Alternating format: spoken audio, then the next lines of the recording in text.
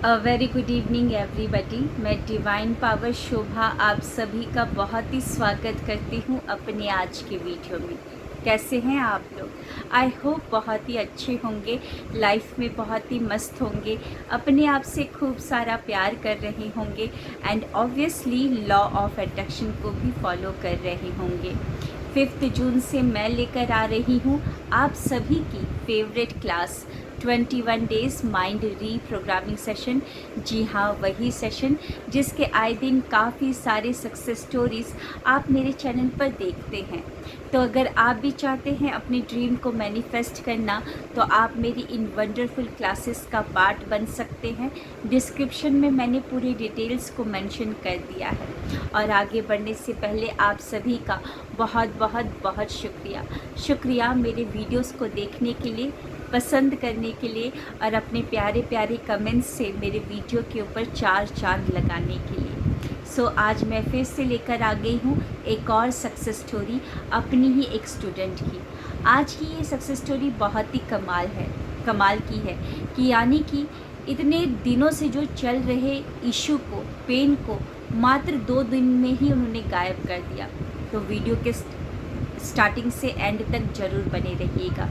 तो ये success story है मेरी एक स्टूडेंट की जिन्होंने पहली बार मेरे मई मंथ के क्लास में पार्टिसिपेट किया था।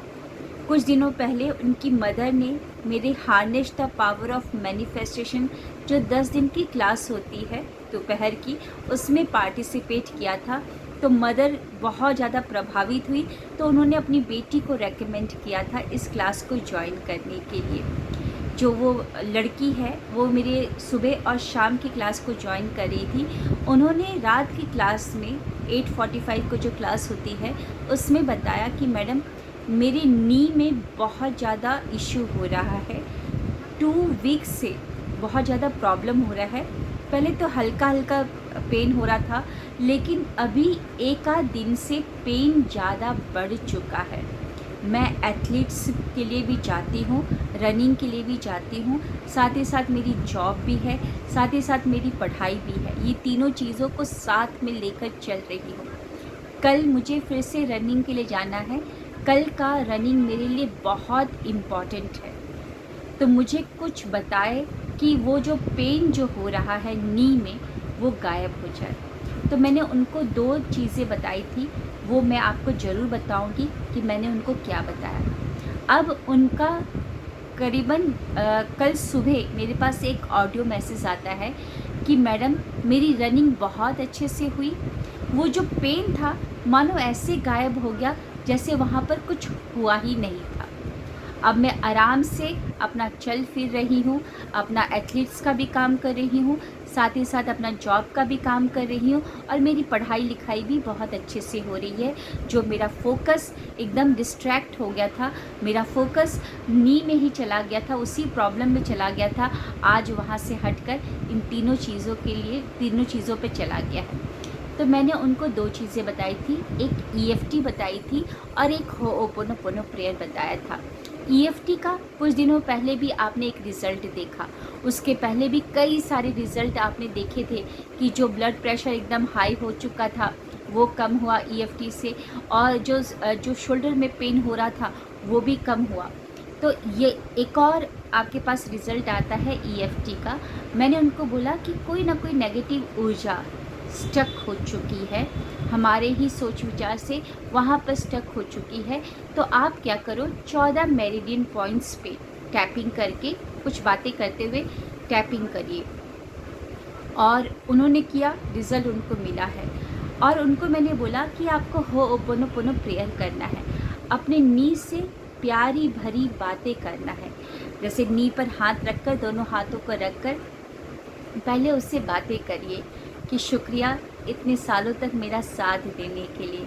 तुम्हारी वजह से मैं पेड़ पे चढ़ भी पाती थी और एकदम से उतर पाती थी। मैं एकदम से आराम से आलती पालती मारकर बैठकर खाना भी खा लेती थी और फिर एकदम से झट से खड़ी हो जाती थी जब मम्मी किचन से आवाज़ लगाती थी कि बेटा रोटी लेकर जाओ। तो मेरा उठना बैठना सब कुछ आसान से हुआ। मैंने कई बार उछल कूद किए, स्किपिंग किए, रस्सियाँ कूदे, बहुत सारे गेम्स मैंने खेले तुम्हारे कारण। अगर आज तुम्हारे में कोई इशू हो रहा है, यानी कि तुम कुछ प्रॉब्लम क्रिएट कर रहे हो, तो वो उसका मैं ही ज़िम्मेदार हूँ, क्योंकि मैंने तुम्हारा अच्छे से ख्याल नहीं रखा, कभी भी तुम्हें ग्रैटिट्यूड पे नहीं किया। तो उस तरीके से बातें करके और हम बोलते हैं कि मैं आज जो भी इशू तुम्हारे अंदर हो रही है उसकी मैं पूरी ज़िम्मेदारी लेती हूँ। I am sorry, please forgive me, thank you and I love you. कुछ देर तक नी पर हाथ को रखकर इस तरीके से बातें करना है। और उसको एक और मैंने उनको बोला था कि थोड़ा मोटिवेट भी करें। जैसे एक छोटा बच्चा होता है ना, मान लो वो छोटा बच्चा खेल नहीं रहा या पढ़ाई नहीं कर रहा, तो मम्मी क्या बोलती है, पार्क में जैसे मान लीजिए एक बच्चा है कोने में बैठा हुआ है, तो उसकी मदर क्या बोलती है, देखो सारे बच्चे खेल रहे हैं, देखो सारे बच्चे कितने अच्छे से खेल रहे हैं, तुम भी खेलो ना। इस तरीके से मोटिवेट करती है मदर। या सारे बच्चे देखो पढ़ रहे हैं, तुम भी पढ़ो ना, तुम भी ये पढ़ो, अच्छे से पढ़ो, देखो और बच्चे पढ़ाई कर रहे हैं। तो हम उनको दिखाकर मोटिवेट करते हैं। तो मैंने भी उनको बोला कि अगर नी में इशू है और कहीं पर इशू नहीं है, तो आप पहले होपनोपनो प्रेयर करिए और एक और बात बोलिएगा कि देखो तुम्हारे और सारे दोस्त कितने अच्छे तरीके से काम कर रहे हैं, तुम भी काम कर सकते हो। मैं तुमसे बहुत प्यार करती हूँ, तुम बहुत अच्छे हो, तुमने मेरा बहुत अच्छे से साथ दिया है। इस तरीके से प्यारी भरी बातें करनी है।